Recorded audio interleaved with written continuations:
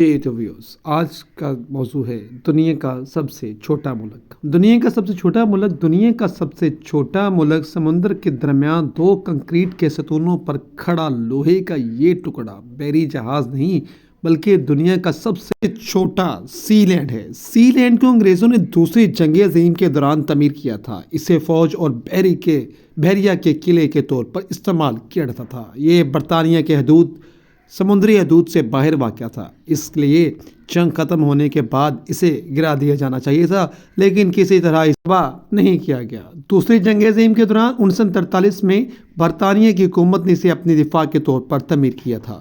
یہ بنیادی طور پر قریبی راستوں میں اہم شپنگ لین کے خلاف دفاع کے طور پر استعمال ہوتے ہیں۔ یہ جرمن بارودی سرنگ بچھانے والی ہوائی جہاز کے خلاف بھی نتیجہ خیز تھا۔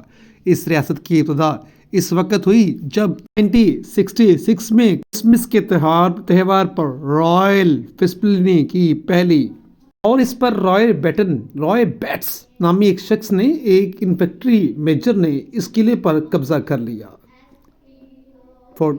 قبضے کے وقت ان کی عمر 46 تھی۔ وہ کسی ایسے مقام پر رہائش اختیار کرنا چاہتے تھے جو کسی برطانوی دائرہ اختیار سے باہر ہو اور وہاں برطانیہ کا کوئی قانونی عمل دخل نہ ہو۔ بیٹی جون قبضے کے وقت مسٹر بیٹس کے ساتھ تھی۔ ان کی بیوی بھی ساتھ تھی۔ وہ اگلے سال میچل اور بیٹا فلپن ستمبر میں ہی مسٹر بیٹس نے اپنے آپ کو اس قلعے کا راجکمار اور اپنی بیوی کو راجکماری قرار دے دیا۔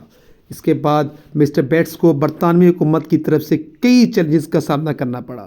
برطانوی حکومت نے ڈچ اور جرمن نمائندوں پر مشتمل اپنا ایک وفد بھی بھیجا، لیکن ان سب کو بھی ناکامی کا سامنا کرنا پڑا۔ اکتوبر 2012 میں 91 سال کی عمر میں مسٹر بیٹس کا انتقال ہو گیا، جس کے بعد ریاستی حکمرانی کا تاج ان کے 63 سالہ بیٹے مائیکل کے سر سج گیا۔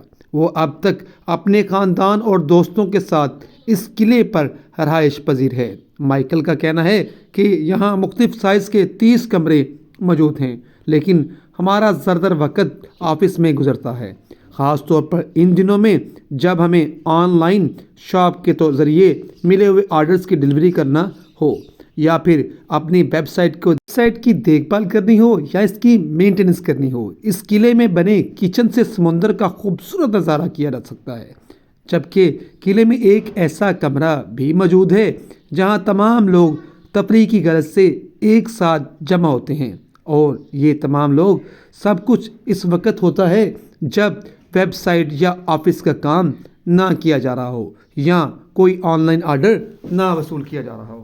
یہ چھوٹی سی ریاست جسے اب تک دوسرے ملک نے سرکاری طور پر تسلیم نہیں کیا، 5290 اسکوائر فٹ پر پھیلی ہوئی ہے۔